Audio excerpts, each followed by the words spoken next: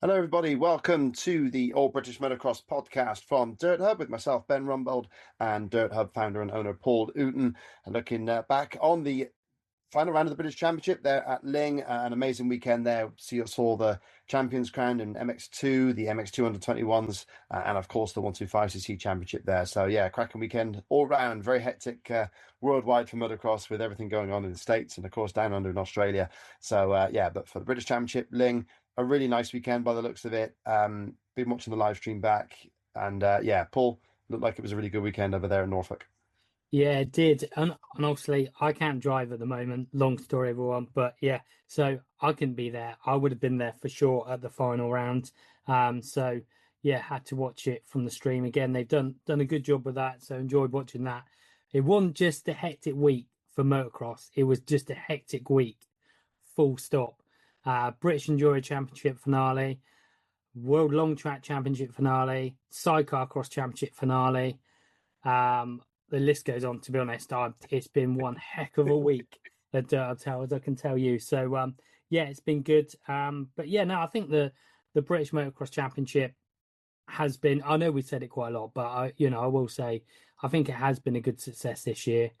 I have really enjoyed it, and we've had some really good racing, and we've had plenty of drama as well, which is uh, what we love, to be honest, and who doesn't? And there's been, to be fair, there's a weekend full of drama in motocross and super motocross uh and hard enduro as well. Watch Billy Bolt's vlogs and stuff. It all kicked off there as well. So yeah, loads going on, mate.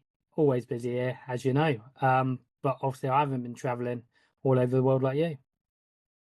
Thank you for that. Yeah, yeah, pretty awesome to be out in Australia. I mean, it was the end of the 3 week run, Turkey, China, Australia. You could not get three more different countries to be in. And yeah, for sure, the journey back was a bit hectic. So that's why we're a bit late on this one this week. But yeah, thanks to everybody listening to tune in. And yeah, Australia was insane, insanely hot, and then insanely wet. Crazy MX2 second race. And yeah, for times there, if somebody thought the commentary was a little bit patchy at the end of MX2 race two, I can tell you that all of Paul's screens and power went completely blank. So it was amazing that you could still hear his commentary, but he had no screens to refer to. I was in his ear telling him what the overall result was, and then that changed as well. So yeah, it was pretty hectic. So if anybody watched the MXGP and wondered what was going on in MX2 race two, it was that we had absolute biblical rain. Like the guy from the Matrix would have been running off. It was that bad. It was like pretty insane.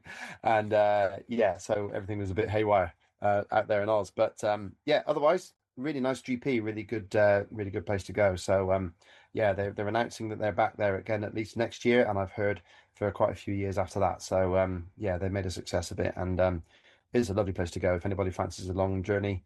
And it's a really nice place. Now, don't take offence this, Ben, but I Okay. was saying to my wife this year, because I said, oh, it was wet in the GPs, and she went, hasn't all the GPs been wet? And I went, funny that, isn't it? I said, the British Championship has been pretty dry this year, and the GPs hasn't. And my wife said, is it always just wet where Ben is? And I had to scratch my head and think, and thought, maybe it is. I've been at most of the British rounds as well, but I mean, so Preston Docks I think was a bit wet, wasn't it? I can't remember. I wasn't at that one, but I mean, yeah, it's been like that. I think the driest round. I think we had at least a little bit of rain at every single round over the weekends. But yeah, the driest round was Matterley. Simple as we maybe had 20 minutes of slight spitting on the Saturday, and that was it. No, everywhere else had at least big rain at some point over the weekend. I think Finland was very dry for the GP and for the racing, but it was biblical on the Saturday night. And yeah, I think pretty much everywhere else has had rain. So yeah, it's obviously me. I'm just dragging the clouds with me. What can I say? You've got to, yeah, it could be that. It's like the cartoon, isn't it, when the cloud just follows the guy. But you've got to feel sorry for the in front guys that have to clean all the stuff because, do you know what I mean? Like they've had to work overtime this year, haven't they? Oh, massively, and especially when you consider going to Australia, any soil is a big problem. You take soil into Australia, and they've got the ecosystem as they have there, and yeah, like they'll check your boots. Like everyone was cleaning their boots. We were told everything had to be spotless and like spotless. So there was I talk about biblical rain. It was exactly the same Saturday night in China. I got caught in it, and it was ridiculous. Like you were out there for a minute, you were drenched. It was unreal. Unfortunately, things dried out to be nice on the Sunday for China. But yeah, for sure, the mechanics, everybody in the organization to go from China to Australia like they did was very impressive. So yeah, a lot of work, and yeah, people wonder where the money goes, and you can see exactly where when you're part of it. There is so much involved in the GPs, and yeah, they really do work the socks off. So yeah, I don't want to be a cheerleader waving the pom poms for in front because not everything's perfect. Obviously, you know there are things there like the number of people on the line you've got to take into account, and there are serious questions to be asked all the way through. As always, you know, if you're, as McLaren boss used to say, that if you're winning every race, you've got a lot of work to do. If you're running behind, you've got a lot of work to do. It's just a lot of work. So, yeah, and in front do put the work in. So that for sure is something you can't accuse them of is not working hard enough. On that note, is it next year's schedule imminent? I had a few people ask me that. I think there are a few contracts to be tied in with organisers before they can announce even a provisional schedule. So um, I think last year it was mid-November. Um, so it might be earlier. We don't know. Okay, so the British, obviously, we are the British Motocross Podcast. The British Championship will obviously hold back until they've seen the GP calendar, which does often change. It's been better in recent years. Obviously, with the COVID times, it was a bit of a nightmare and political upheavals and whatever. But it has been a bit more sort of cemented early doors, isn't it? The recent years avoid clashes with the British Motocross Championship. Yeah. New website for the British Motocross Championship as well, so that's looking good for them. The only thing I will say is the British Motocross Championship, the old website, had a really good back catalogue of news going back to, I think it's about 2010. And, every now and again I'd have a little dip back and see what happened. And it's all gone. Ah, it's a Gutted. shame. That So was a I good. don't know where that is. I hope it's not been like, oh, fuck that shit, delete it. I hope it is somewhere because, yeah, that would be a shame if it's gone. That was a good record. Yeah, I mean, I was hoping to do something on that over the winter to give me a few more stats for British Championship for the commentary to make any commentary I'm doing next year better. So yeah, hopefully that we can find that information still because yeah, I wanted to use that along with Jeff Shuttleworth's awesome books to really put some stats behind the British Championship for the commentary side because we can tell you GP wins left, right, and centre, but there's barely anything out there to give you those numbers for the British, and I think it would be nice to see that. But yeah, there we go. That's for us historians and documenters, if you like to talk about.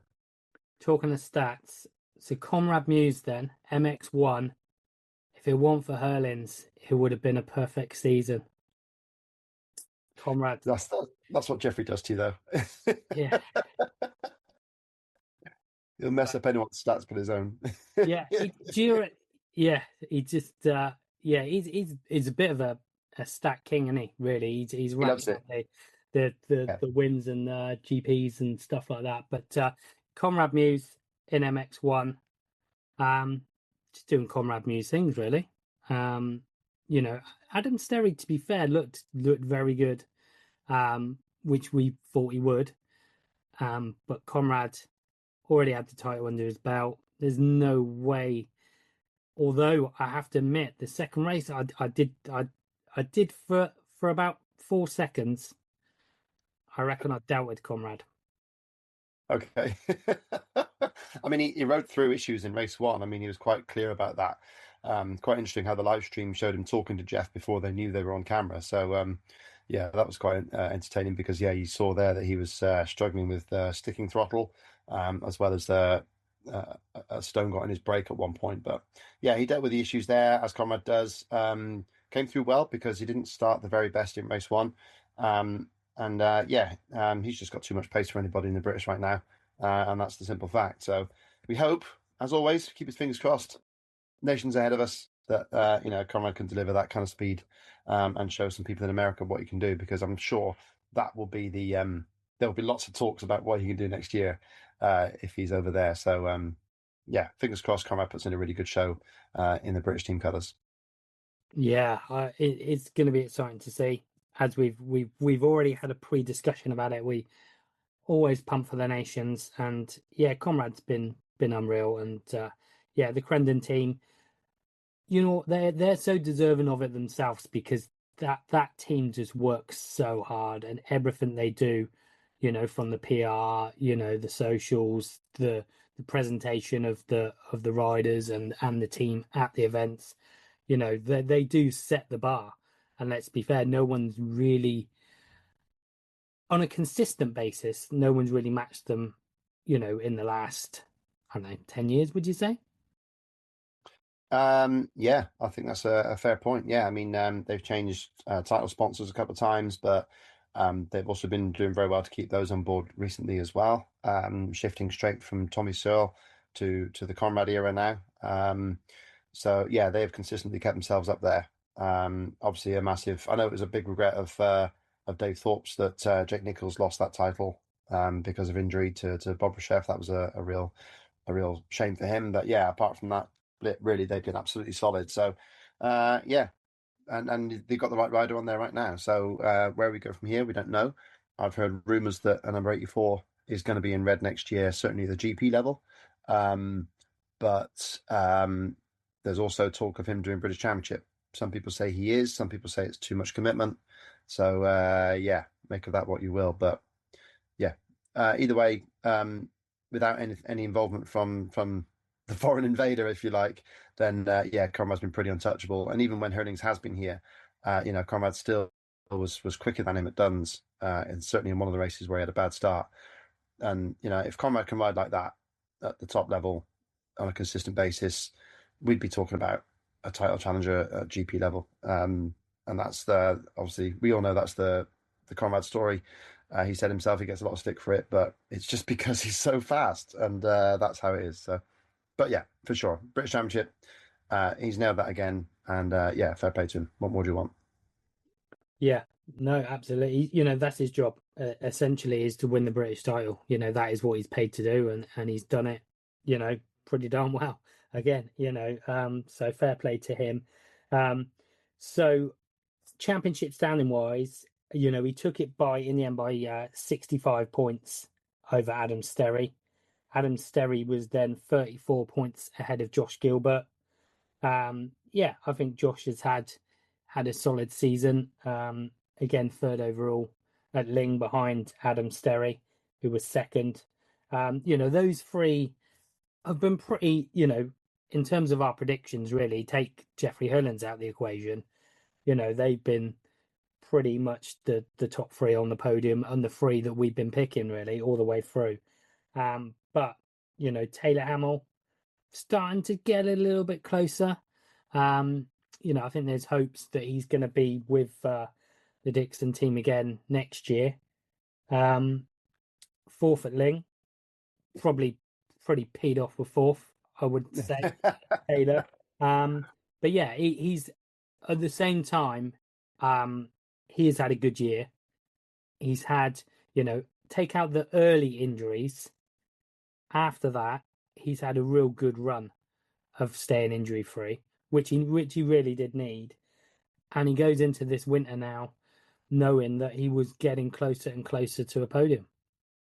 Yeah, absolutely. I mean, he did miss the entire first round at Hawkstone, don't forget. So to then finish within 60 points of 61 points of Josh Gilbert is pretty impressive. Yeah, always challenging, always fourth or fifth, consistent. Apart from one race there at the second round, he's been fourth or fifth all season long. Apart from maybe a seventh, there's a seventh place, and then of course, yeah, third in that final race. So, um, yeah, Taylor for sure will take in good confidence from that. I'm not sure if he's set on doing arena cross again, which was what he did this year. So obviously we had the dates for Belfast just been announced. So we'll see about Taylor whether he wants to risk the outdoor season on the indoors again, or whether the pull of the indoor lights and money pull him in. Who knows? But as a pro, you probably would do arena cross. So I wouldn't be surprised if he does both again. And this time, maybe just trying to avoid the injuries, because for sure, podium positions on a regular basis do beckon for Taylor. He works hard enough. He deserves it. And yeah, even dare say a few GP rides would be good to see Taylor up there. he does want to do arena cross. Spoke to him last week, so yeah, he has got arena cross on the radar. And the other thing is, previously Taylor's been a pro. It's been his job, whereas he's gone back. It's he's a full-time 9 to 5 now. So I think in some respects, and we've seen that Callum Mitchell's, obviously we will get onto that, but Callum Mitchell, another rider that's gone back to working full time. And I think it does take the pressure off them, because I can imagine, when it's your job, and I've been there actually from a slightly different when I race speedway. When it's your living, you're counting your points. There is an intense pressure, because that is what's paying your wage and paying your bills. Take that out of the equation, suddenly there's a weight lifted, and I do think it adds an extra second a lap, just the pressure being gone. Yeah, it takes a special person to pin an entire living on motocross. It's not, obviously it's not a big sport in this country, so it is tough there to earn a living at it. And yeah, like you say, I think a lot of times if people do work in the weekend in the week, then sometimes the racing is just that bit of extra fun. Like you say, it takes the weight off, takes the pressure, that takes the financial pressure away. Some people thrive on that, some people don't, and yeah, it's very, very tough to do, but it's a shame that motocross is like that, that even the top 10 riders, half of the top 10 riders in the country still have to go out and earn a living separately. But that's where we are in terms of British motocross. So if we had, like, I'm sure the Dutch don't have that issue, but then there are other concerns. So yeah, I mean, for Taylor, I think he's worthy of a top ride, and for sure podiums will beckon in the future. And then the rest of the championship, quite surprised really. I mean, John Adamson there, 5th place. He stayed healthy for the whole year. And what a pair of starts he had at Lyng. And you actually predicted him to be 5th. So in our prediction league, you actually nailed 2 points for that. Yay! I thought so, because I just thought I thought he's a starter, and he's aggressive and he's tough to pass. So wow, I actually sound like I know what I'm talking about then. That's good. But in comparison, I put Chris Mills on there and he didn't ride. So yeah. Yeah, we had a few of them, I think. Yeah, and Chris is sort of on a post has sort of put a question mark over whether he will race next year, which is a big shame, because in spells this year he's had a really good season. Yeah, a top 10 runner. He's definitely got top 10 pace, especially in the sand. We just hope that he's able to get something together to race next year, because he is a talent and he deserves to be in the British Championship for sure. Yeah, no, definitely. So John Adamson was 5th. Tom Grimshaw, trainer Tom, was 6th. Yep. 2 solid motos. Great for the Apico. It looks like he's definitely back with Apico Honda for next year. It's sort of said in the PR, pretty much, sort of stating that. So he is back. But I will go, because I think it was one of the big things from the weekend was Martin Barr's last British Championship ride. Obviously I've been a big fan, always, especially when we're doing it with the MX Nationals. He was always up there. But yeah, Martin Barr, what a stalwart of the sport in this country. Just a nice dude, never give up rider. What a great example for anyone, really, is Martin Barr, in terms of just being, accessible to the media, just being a genuine nice guy, but never giving up. Yeah, always said hello, always greeted me with nothing else, but agreeing, the thumbs up, all that sort of business. Always happy to talk, and really cool guy. I mean, I was amazed after the Foxhill thing. I thought that was it; he was done, and he's got back to be able to race at Lyng, and we presume now getting on the plane to America. So that's amazing, and for sure, it's he'll be missed. But I get a feeling like he's not done. I'm sure we'll see him at the VMXDN in years to come. And as well as that, I mean, obviously he's got a young lad who's starting to take it up. So that's great. And we wish him all the success and everything else that can come his way, because he deserves it. And top lad. And who knows? He may well line up at Belfast Arena Cross just yet. You never know. Yeah, I can imagine that. And I looking forward. Supporting Team Ireland is just probably one of my B Final Madness is one of my favourite Motocross of Nations memory really is just cheering Ireland on and the craziness of the B finals, scraping through or not scraping through sometimes. But yeah, they really do lighten up my morning, my Sunday morning B final. Love it. It's going to be going to be mid-afternoon this year as well, isn't it? Because it's a little bit of a time difference to the States. So yeah, it's going to be interesting to see what the Irish can do. But yeah, I'm looking forward to that. And sadly, I won't be able to get Mr. Barr on the GoPro lap. We got Jason Mira to do the GoPro lap last year, although actually I think Martin turned it down. But yeah, we've got people set up for the GoPro lap that aren't Irish this year, which is a shame. But there we go. It's just not acceptable. Who have you got? Are you not allowed to say? Yeah, we've got Tim Geist definitely booked in, so that'd be cool. And because he's a GoPro athlete anyway, can't pick any of the Americans; they've got other contracts. But yeah, I think we're going to have Mathis Vallan and also the third one we're looking at, yeah, Mikael Harrop, because he's a GoPro athlete, and yeah, we haven't seen him in the GPs all year, so it'd be nice to see him in a close up on that GoPro anyway. So that'd be cool. Yeah, and he's had a phenomenal season in America as well. Yeah, yeah, totally. Yeah, he's done really, really well. So we'll see what happens to him. I'm not sure where he's going next year, but he's a nice guy. And yeah, if he does stay in the States, it'd be a shame for the GP. Cool. Moving down the rankings then, on the weekend, Brad Todd, seventh. Sort of quiet seventh really for Brad. Didn't really see much of him really. But yeah, solid seventh really for Brad. Um, and sort of going down the next couple, Dan Fornell, he's had a really good sort of solid end to the year. Can't Husband again. These guys have been always in that sort of top 10, eighth, seventh position. Um, essentially doing their job, really, I think. I think all of them would be fairly contented with that, but I think with eyes on probably fifth place. Yeah, I mean, Dan took sixth in the championship, which I'm pretty sure is amongst his very best efforts. So for sure, very happy with that. He says himself he's going straight to the beach racing season. He's very good in that department. And yeah, if he keeps on the progress like that, then you could see Dan being able to threaten even Todd Kellett in some of those races if he can really, focus on those. So yeah, that's a great result from Daniel. He keeps working. Local boy to me, obviously, and yeah, he does work hard, and it's great to see. So he's had a really good season, sixth overall in the championship, and even Carlton Husband, Phoenix Tools Fantic. That team has had a tricky season. Josh Vale obviously making his debut as well. But yeah, for Carlton to get seventh in the championship again, that just shows that sort of, like you say, consistent workmanlike, always getting in there. And yeah, the Carlton, same as Dan Thornhill, really just doesn't really give in, and they just keep on digging forward. So good results for both of those guys. Cool. And in 10th, and we did mention him, doing it for the Eastern Centre, Baylor Sutton, that is two really good rides for him. I think he will be delighted with that, on his 450 British Championship debut to break the top 10. That's no mean feat.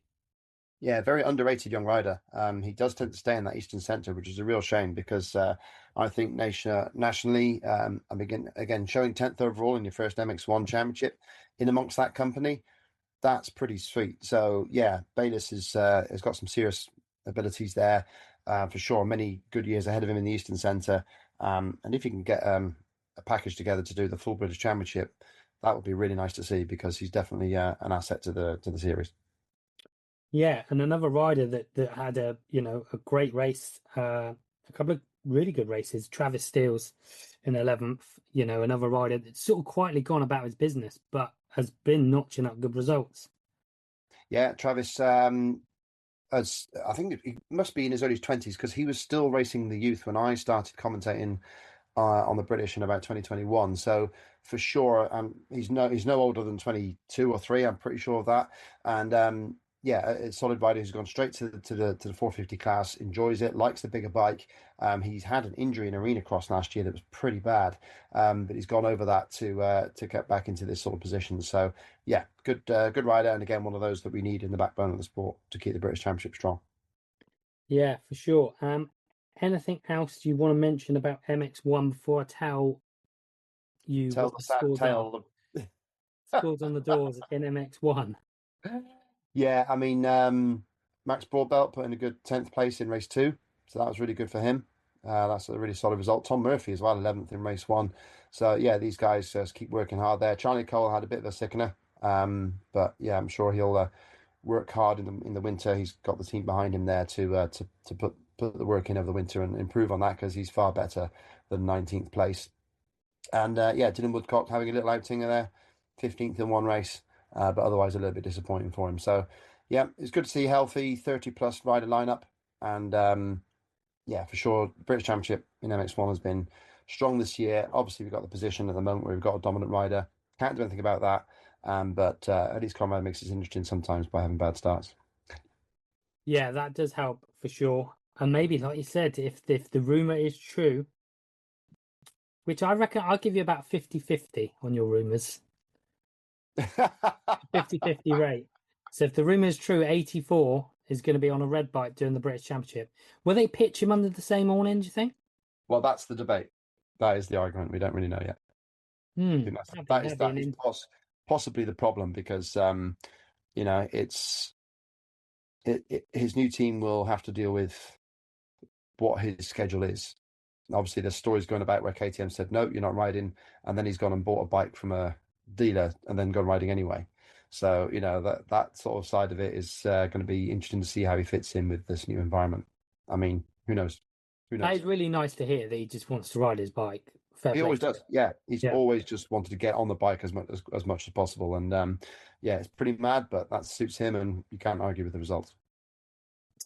Okay, interesting. Apart from the injuries. Yeah, no, absolutely. Right. Okay, so I would do each one. So going into this, prediction points wise, hold on, I need to take them out now. Okay. I was 4 points up going into the final round, Yeah, and the points on the board for round 8 was 8 points to Ben.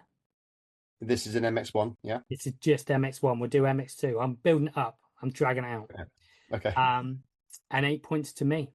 So I got the Ooh. first four right, and then obviously I got Chris Mills wrong in fifth. Yeah. You got the first three right. You had Brad Todd in fourth, but you had John Um, Adamson correct in fifth. So 8 points each. So still 4 points in it, 2 classes to go.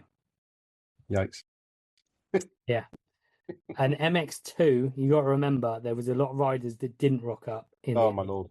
Yeah, MX2 is going to let me down. I can see it. Anyway, there we go. Right. So that's MX1. Congratulations, comrade. Fifth British title. Well deserved. And yeah, we'll see what we can do at Ironman next week. Yes, that is going to be interesting. Iron Man. Just MX. while at this point of the pod, so I know there's a bit of a break. Can we go to MX2? I need to put a plug in for the Compass Cup, if that's okay. So we've got the live stream this weekend, YouTube. So the Compass Cup is a regional club championship at Culham, Saturday, Sunday, 27th and 28th, and it's free on live stream YouTube. I'll be on the commentary. It's a great event, and to see it on live stream is a surprise. But yeah, it's going to be interesting. So yeah, keep an eye out for that because it's going to be great to watch. Fair play to them. There's a lot of good clubs in there as well. A lot of famous clubs. Always keenly contested. I know from your race reports for the last couple of years, actually. Have you done it the last 2 years? Yeah, last 2 years did the race reports, Yeah. and yeah, it will be the same again this year. So yeah, I'll cram that in between packing up suitcases. Go on, give all the clubs a mention. Here you go. No pressure. Just rattle them Oh, off. no pressure. Okay, hang on. Where's the email? Okay, because there's a couple of new ones as well. Yeah, so reigning champions Peterborough Junior Motorcycle Club, Norfolk and Suffolk, right in there. Kensworth have won most of them in recent years, but Peterborough beat them last year. Where's the rest of the emails? Oh my God, put me on the spot now. Do you like that? Oh man, I wasn't prepared for that. Guest Hastings is another club that does really well. East Kent, they ride in red. And then there's the new team, Mecca X. So looking forward to those guys. So apologies to anyone I've missed out because I got dropped into it there by Paul. But yeah, we're there now.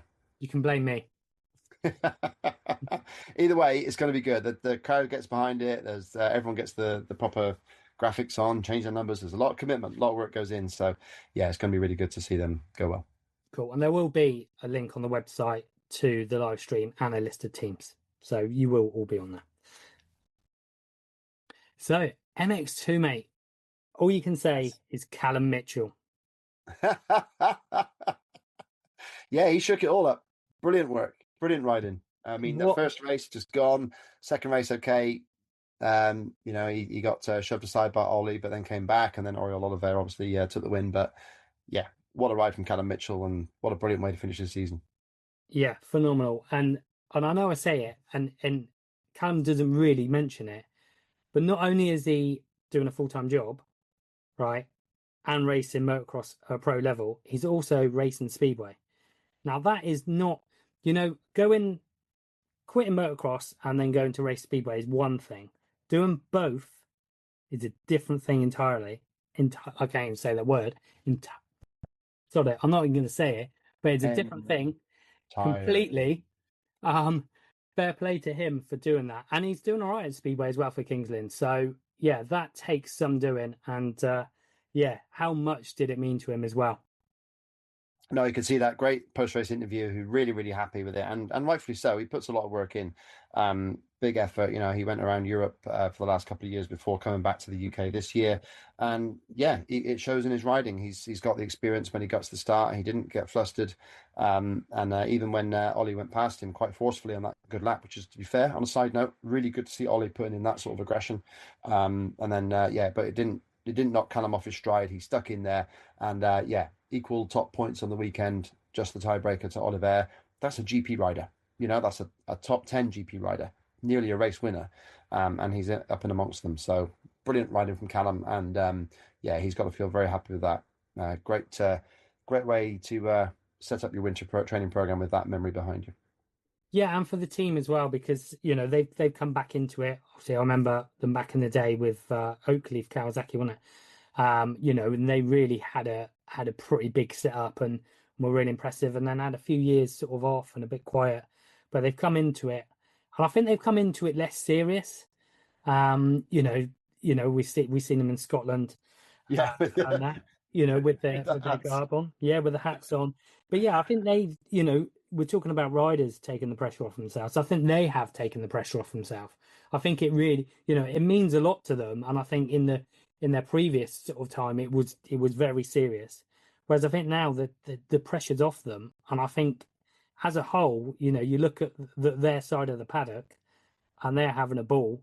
And to be fair, after this weekend, they got the results. Yeah, and also they've done a great job for Triumph in proving that it doesn't have just to be the top bike, the top team of Tommy, Searle, and Billy Askew delivering the results. And also Joe Brooks has had a play in that as well. So at one time it was 1, 2, 3 Triumph, I think, at the start of one of the races. And that's just showing how strong the bike is. So whatever deal or agreement they've got with Triumph, they've more than exceeded their job to push the brand forward, because it shows that it doesn't have to be the very top team, that other teams, privateers, can run it and still be very competitive. So for that, I think is almost a stronger message for Triumph than the title for Tommy. Yeah, absolutely. Because Callum was rapid. That first race, he just looked unreal, and Yeah, he was fast. You yeah, know, on a long uphill sandy start straight, power sapping, and to see Mitchell, Brooks, and Searle go 1, 2, 3 off the start. Well done. That really proves what's in that pipe. yeah, fair play. But yeah, no, absolutely chuffed for Callum Mitchell. Oriol Oliver obviously won the second race, the tiebreaker, and took the overall. And yeah, I think Sean Simpson is sort of ruined what could have been, because in the championship standings, Oriel was not really that far off in the end. Um, Obviously, Tommy did miss around himself, but it was only 30 points in the end between Oriel and Tommy Searle. Yeah, exactly, and that's 30 points is 2 6th places. So if Oriel's lining up at Hawkstone. But he also did miss the fourth round as well, didn't he? He missed the round at Preston Docks. Yeah, So um, either way, I mean, it was good to see the team focusing on the British and bringing Oriole to Lyng rather than go to Australia. Obviously, not with my MXGP hat on, but yeah, for sure with showing where Sean's strengths lie. Then that's brilliant. So yeah, for him, 30 points back at the title. Oriole's going to be too old for MX2 Grand Prix next year, so he will be on a 450 somewhere. And yeah, I can only hope that Sean brings him into the MXGP class, MX1 class, because that could be very interesting. Yeah, it could. And one thing they have said, so Max Werner, I think he's broke his wrist um, at Lyng, but he won't be back with the team. So he's one rider that won't be there. Um, so, but yeah, if Oriol is there, I think yeah, it could be very interesting. Like you said, do you think he's got something for Conrad? Maybe if he does go into MX1, I said GP speed. Yeah, no, I think it's going to be highly entertaining because yeah, he's got GP speed. Whether or not he's got Conrad speed, that's another matter. But either way, I think he could put pressure on Conrad, and sometimes that's all you need to do. So yeah, great results obviously for Oliveira to win again overall, and for Callum Mitchell second overall. Brilliant result for both riders. But yeah, third overall, Charlie Hayman came in as unexpected. Well, came in as the only person that could really deny Tommy the championship, of course, with Ben Musto missing the round. So yeah, from that side, Charlie then suddenly got given even more of a chance with a broken wheel for Tommy Stern in race one. So yeah, suddenly it looked like it could be close after all. Yeah, drama. We like a bit of that, but you had to feel for Tommy, like when he's just looking round and get to see him slowing down, and yeah, it just it's one of them. You feel for Tommy, but you're also rubbing your hand, thinking, you know what, we got another race of this. Yeah, I mean, very much so. I mean, that then gave it a 9 point gap.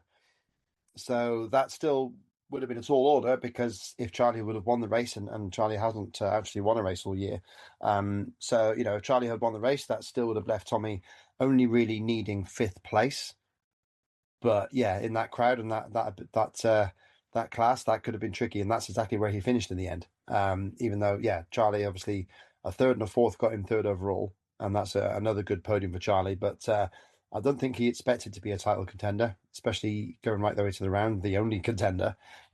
So for that, I mean, he did well. He caught and passed Tommy in that second race, and yeah, who knows? Had he been a bit more kind of wolf or Hayden Deegan, he might have taken him a bit harder. But I don't really ever think we'll see that from Charlie. But even so, it could have happened.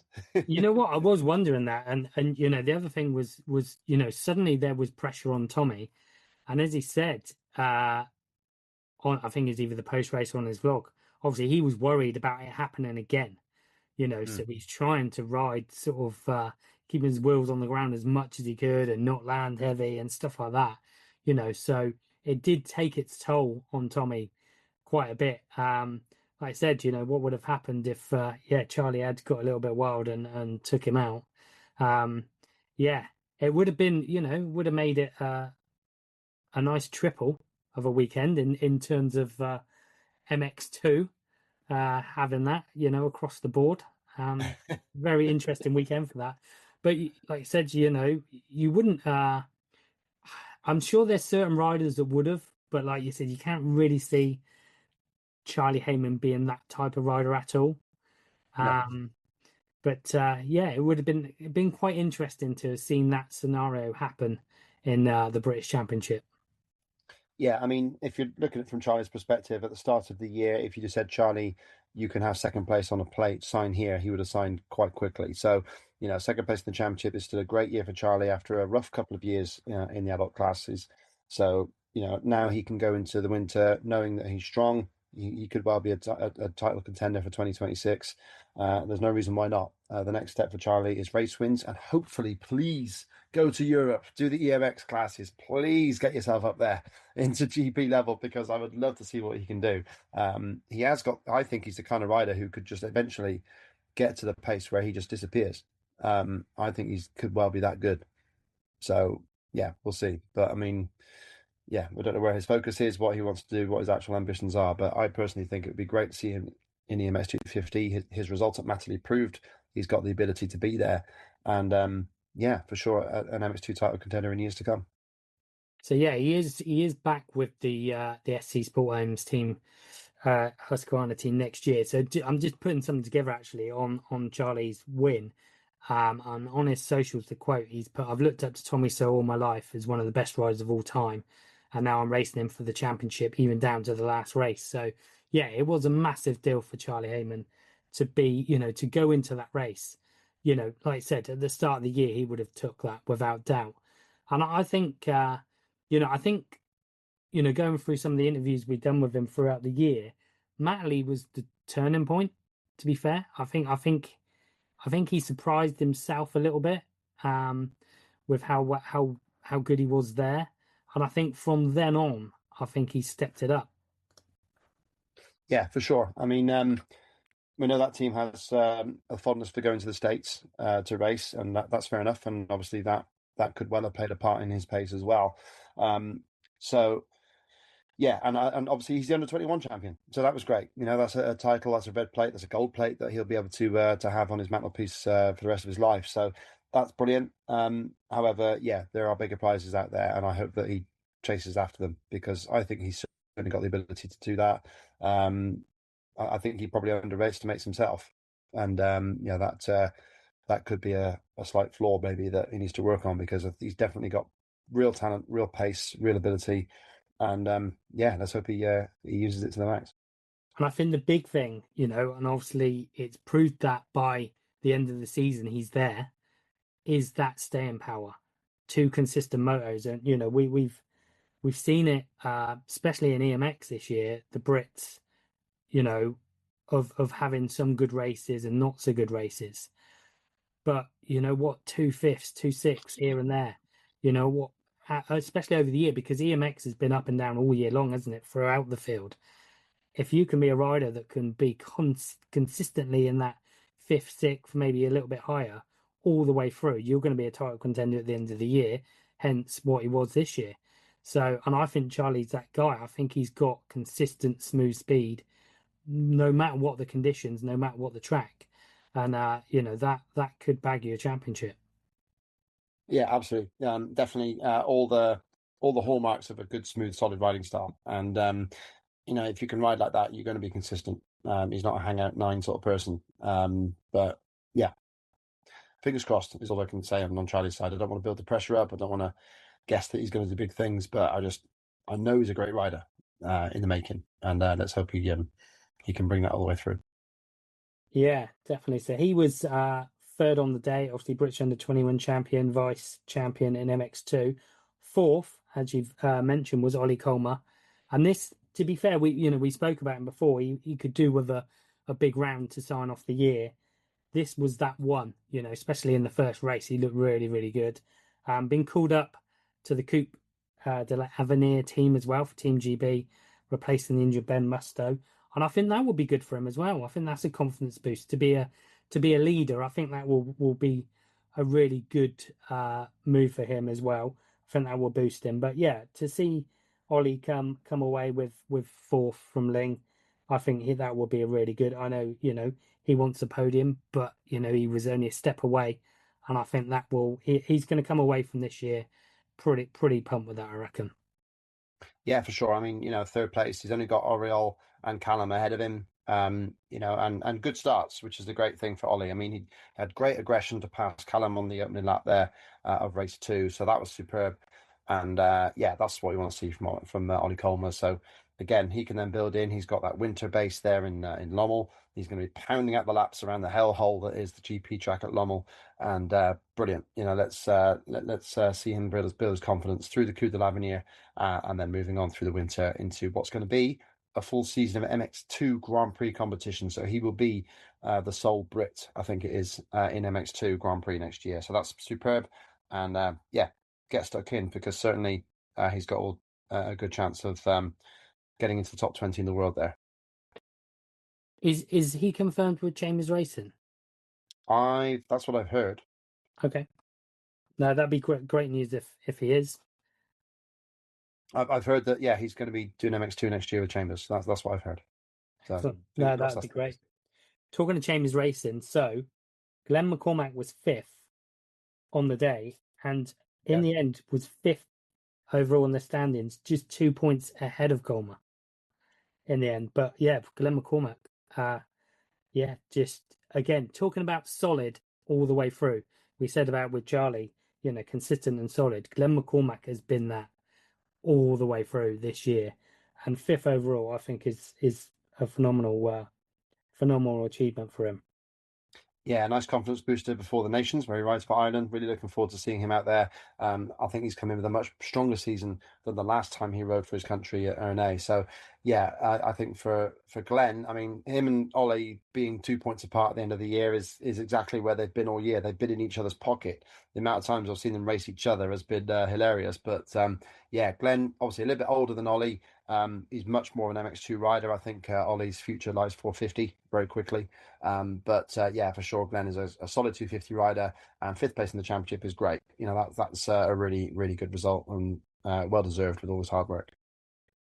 Yeah, and just looking down the scores then from Lyng, some real interesting riders like Gavin Stevenson, sixth. You know, Yeah, what a great riding. great, yeah, fantastic result for him. Josh Fail, two good rides. You know, again, a young rider that's really built up. You know, from his early season injury, just consistently building, getting faster, getting stronger.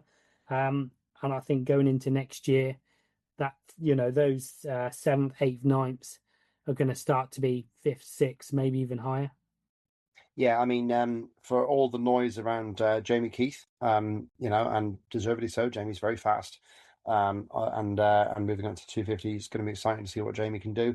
But let's not forget that Josh was right with Jamie all the way through last year. Okay, Jamie's mechanical basically gifted Josh the title, but you know, Josh was right there with Jamie every step of the way. So, you know, for sure. You know, he's had a quieter year because he's gone into the adult classes, whereas Jamie's stayed in the 125s, and obviously injuries hurt Jamie out of there. But yeah, Josh is that level, and seventh in the final race of the British Championship is a good result. And I think that there's more to come from Josh Vale. So yeah, he's like I say, he's also had to overcome the early season injury from the Hawkston International. That's not been easy, starting on the back foot already. But he's worked hard to keep going, which is great to see from a young rider. There's nobody younger than him above him in the series. And in a debut year, I think that's brilliant. So, yeah, hopefully he'll be able to put that one in the bank, put that one in his pocket, know that he's strong, and then only improve through the winter. Yeah, it's actually third in the under 21 championship. Yeah, yeah, So, on the that's brilliant. box. Yeah. So no, that was great. Yeah, so looking down, I'm on the wrong thing now. And Yeah, looking also down at tenth in the series overall. Sorry, 10th in the series overall for Josh Fair, which is great. yeah, I think that is a good result for him. Eighth for Lyng, Eddie J. Wade, not quite repeating his Dunn's result, but yeah, again, two solid motors. Be very interesting to see what he does. I'm sure Arena Cross is going to be on his radar to start with, but could we see him? You got to say, based on his results in the last couple of rounds, that if he was to put a full effort, or a team was to pick him up, that he could be again. You really couldn't put being a British Championship contender out of his grasp. To be fair, based on what he's done with little preparation and yeah, just rocking up for a bit of fun for a few rounds. Yeah, private unstickered KTM. You know, certainly had a great start at Duns and was able to hold on to that pace, which was brilliant. And yeah, I mean, who knows? Like you say, Arena Cross certainly has been good for him. He's involved with the Stark operation. So yeah, who knows what he can do? I mean, if Starks are allowed in the MX2 class next year, then he could be a serious contender. Could be very interesting. Just needs gaffer tape. That's all I want. Gaffer tape numbers. You go for the number one, which I'm sure you were pretty excited about. Conrad Muse. I want someone to win a British round, right, with a gaffer tape, or black electrical tape number.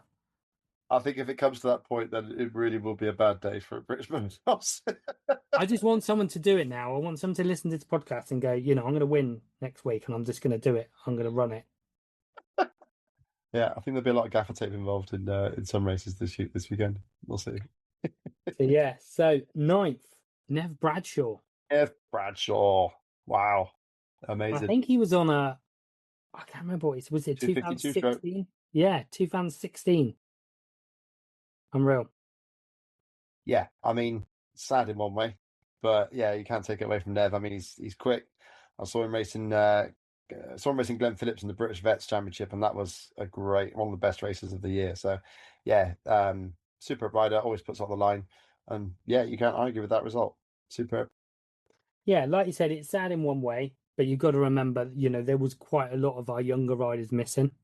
Yeah, there's Ben some Musto injuries. was missing, Billy Askew was missing. There's quite a few more missing. Obviously, Joe Brooks had a DNF and things like that. So, you've got to take these things into the equation. Like Rafe Broadley had DNF, I think it was. So some of these riders that would have potentially been above Nev, either did one race and DNF'd or weren't there. So, but you know what? Two good motos. That's all you can say. Nev did it. So you can't put him down. No, for sure. So yeah, cracking result for him. And then Adam Collins, it was nice to see him get up into the top 10 overall. Yeah, really good, solid ride for him. Yeah, Adam Collins is a rider that's he talking of under the radar, he always seems to go under the radar, but he has had some really good results. In a pretty deep, obviously there was a full lineup in MX2, so that's no mean feat to get in the top 10 there. Yeah, that's right. 35 riders in total. So yeah, a very strong result for Adam, and that's good. He can build confidence from that. So that's superb. And then of course, yeah, what can we say? 11th for Lennox Dickinson, decent score for him. Really nice with the 9th in race 2. And then of course, yeah, well, let's go for it. 13th 419 Joe Brooks. Obviously, yeah, had a first race 6th place there, and then a DNF in race 2. I didn't see what happened to him in race 2. I don't know if you did. No. So that's a shame, but he knows he's got pace and he can work on that in the winter and see what he can do about sponsorship and all the backing that he might need to go further. But yeah, can't take away from Tommy Searle. Like I say, I mean, he built up such a good lead anyway that he could get away with that broken rear wheel and take what is actually his first British title in the MX2 class, which Which is is a crazy thought, a nice really, little isn't it? gap, a nice little gap filled. Sorry. Which is yeah, crazy thought that is his first MX2 British title. Yeah, Carl Nunn kept him back when he had a good go before. So that's crazy that he lost the title to Carl Nunn. You think about that, and then yeah, and now here he is at the other end of the career with the MX2 British title and the first British title for Triumph. And I think I saw some crazy stat. I'm not sure if I could have backed this up, but I think it's the first British title for a British bike since the 50s or 60s. Like unbelievable, since like a BSA or something like that.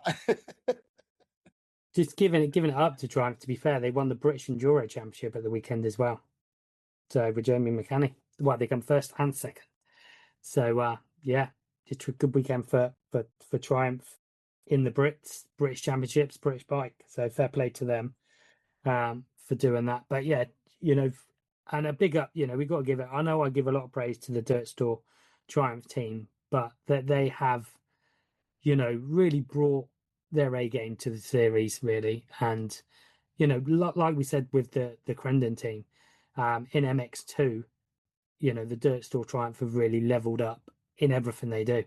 And yeah, it's been fantastic to see. And it's, I think we need teams like the Crendon boys and the Dirt Store team to set that level, because and you can see some of these teams start to want to be as good as those guys, and it's only going to elevate the level across the board, I reckon.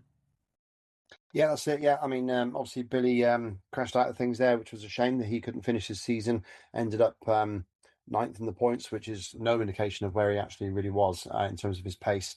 But he will come again for sure, and has got a bright future. Joel Risley had a difficult first year of the 450. We'll see what happens with Joel over the winter, but yeah, what they can do moving forward, how Triumph moves forward with its 450 program, who they might decide to put on that next year. That's also exciting. So yeah, we just hope that Triumph moves onwards and upwards from here because they've made a great start, and hopefully they'll dig in and be around for many years to come because it's exciting to see a British brand up there.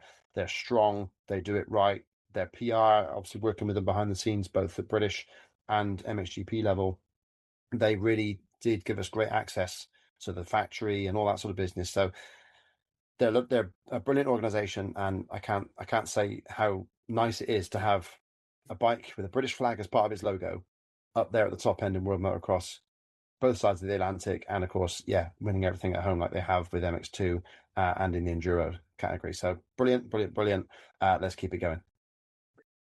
On that subject, manufacturers next year, do you think, are we going to see a Yamaha team?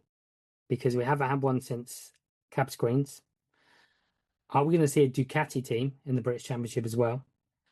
I've heard there is going to be an official Kawasaki team next year.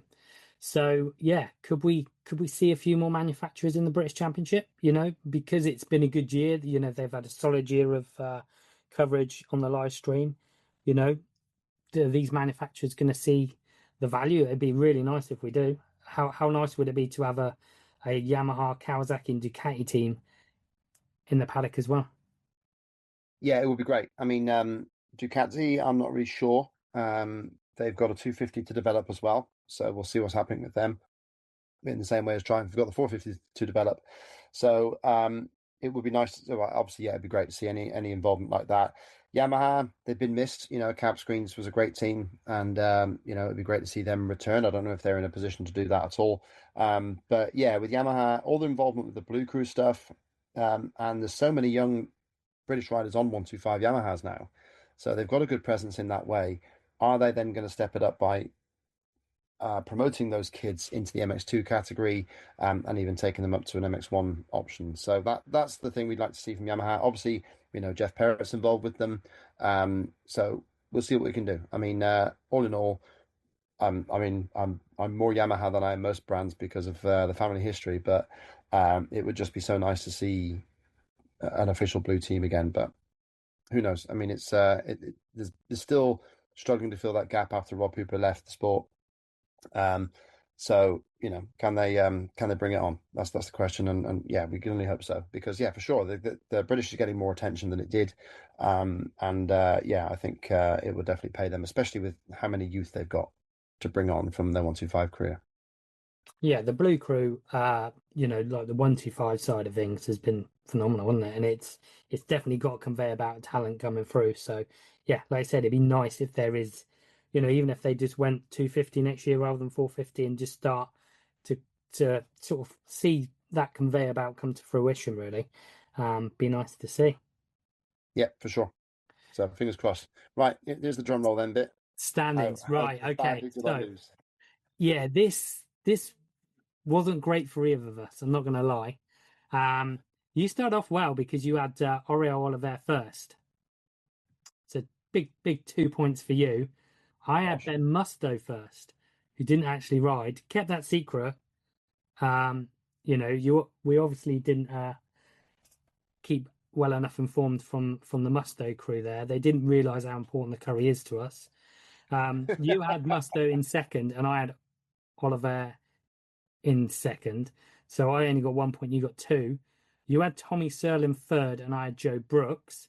So you gained another point. But then you had Billy Askew and Jake Nichols, fourth and So fifth. I gained. I had no points from Tommy, Billy, or Jake, did I? No. Right, Um, because Tommy was ninth overall, yes. 12th overall. So basically, yeah, you had four riders with no points. Jeez. And you? Uh, and I didn't fare much better, to be fair. I got 1 point for Oriel and 1 point for Charlie Heyman. So we tied 2 points each. Oh, so it's all down to the 125s. All down to the 125s to see who will be paying for the curry. Okay, right. 125s then. 125s. Yeah, let me get my little spreadsheet up. Well, again, similar to the MX2, there was 29 points going into it between Charlie Richmond and Ryan Waggett. Charlie Richmond really did sort of put the hammer down in Duns, didn't he? And yeah, looked, you know, the real deal in this championship. It was Charlie to lose, really, wasn't it? Yes, it was. I mean, you can't really guess what happened with Ryan Waggett. What a nightmare for him. I mean, obviously a footnote there. He took the championship right to the end. He was stronger than I think many people figured he would be. He was the leading KTM amongst the swarm of Yamahas. So yeah, he put together a great season, and it's such a shame that he had no points at the end of Lyng to show for it. And sadly, obviously, lost second in the championship just. So that was pretty crazy. But yeah, certainly Ryan will come again in the future, and I think he's going 252 stroke next. So that'll be entertaining to see what he does. Yeah, and in terms of that, we know a lot of the riders that featured heavily here are going to be moving on up. So that you know, and I think that's the 125 class doing its job. So our champion then Charlie Richmond, fair play to Charlie, just rode phenomenally well this year, and yeah, leveled up for sure. I think as the seasons progress, so he's going to be moving up to MX2. Obviously, Ryan Waggett will be as well.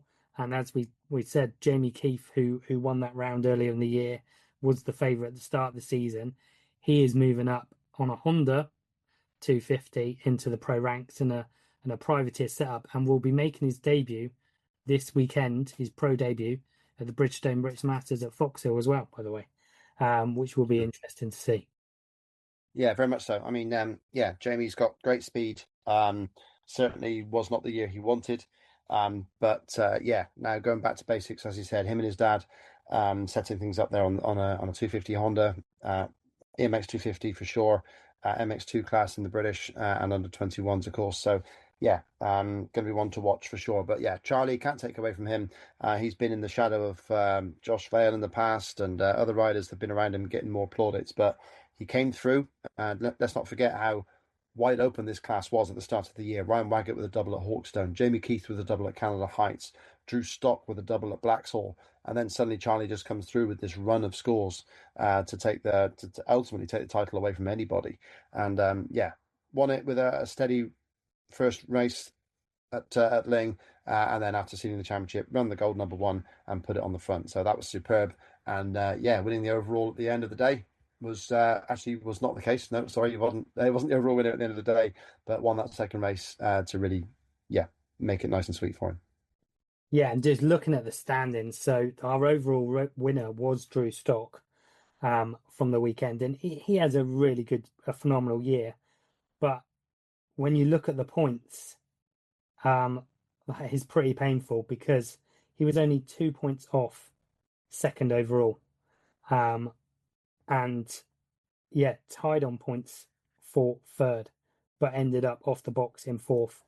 That's going to sting a little bit because Drew definitely rode well enough this year to be on the podium. Yeah, and if you're wondering on the points on that, 294 points each for both Ryan Wegger and Drew Stock. They had the same number of race wins, 3 race wins each. But crucially, if you go on count back, so they're still tied, you then go to number of second places, and that's where Ryan Wegger was right up there as much as possible. He got second a total of 6 times, and strangely enough, when Drew didn't win, he didn't even get a single second place finish. He then backed it up with about 5 third place finishes. So they're level on points, but yeah, that's how on count back to number of second place finishes. That's how Ryan breaks the tiebreaker for third in the championship. That's pretty crazy. But yeah, a real shame for Drew because yeah, well, they all deserved it. I mean, it was such a great season in the 125s, and yeah, sadly, when you've got 4 riders going at it, one person's going to be off the podium, obviously. But Drew can console himself with the fact that he's going to be on the plane to America for next weekend to compete in the Blue Crew 125 race over there, and that for sure is a sweet payoff. And then he's got that boot camp with Yamaha in Europe over the winter to see if they get an EMX 125 ride. So fingers crossed he does. Yeah, he's got a lot going on as Drew, and it's been a great year. And let's be fair, those 4 riders have all come away from this championship with a massive amount of credit. They've really put in a good show. They've really done a good job for the 125 class, and yeah, I have to say the 125 class has been exceptional this year. Really enjoyed it, and I really do feel that it's been a strong feeder. There has been talk, people talking about the 250s, should there be a youth 250 class? Difficult to argue against that in some respects because obviously MX2, stepping up from there, it's a tricky one because the 125s have been so good. But, I see what they've done. They've introduced the under 21s into the British Championship, but obviously that is a big, big jump. But I think in terms of the time that they have on the day, I do think the schedule has been good for the British. But I do also get that point of, should there be a youth sort of MX2 class as part of it as well? Yeah, it's tricky. I think three races. I think the three classes on the day suits the British Championship really well. And simple fact is, the two strokes are such a welcome addition to any program that you are going to have that tendency to go towards that side of it. And as Paul said in an interview, Paul Irwin said with us at the start of the year, he really values the 125 machine as a way to develop a rider. And there's nothing wrong with that. For sure, if you're a smaller rider physically, then the 125 is a far easier beast to handle than a 250. And then, to be fair, with the British Championship level as it is right now, we just had the rider. Well, if you take 2024, for example, we had Cas Falk as the British champion, and he was third in the EMX 250 Championship at the same time.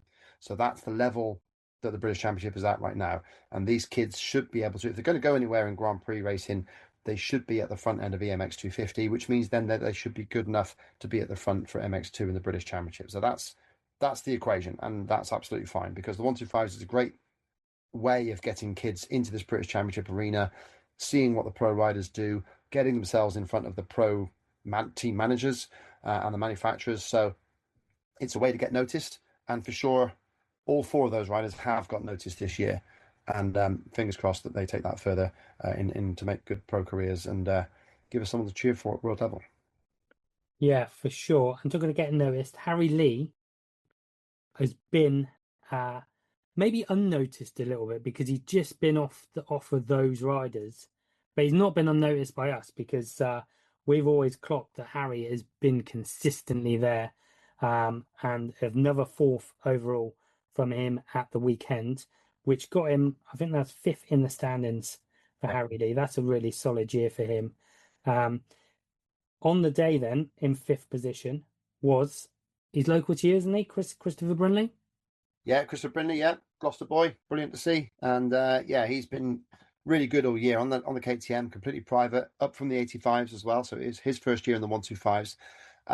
Although I think we did just glaze over Hayden there a little bit. So yeah, let's just give Hayden a little shout out, because third overall for Hayden Stat, a solid second in race two, and that gives him second in the championship. So we didn't really mention that too much, but yeah, Hayden Stat, his first year in the 125s after being Big Wheel 85 champion last year. That's a brilliant season from him, and yeah, there's more to come from the Northerner.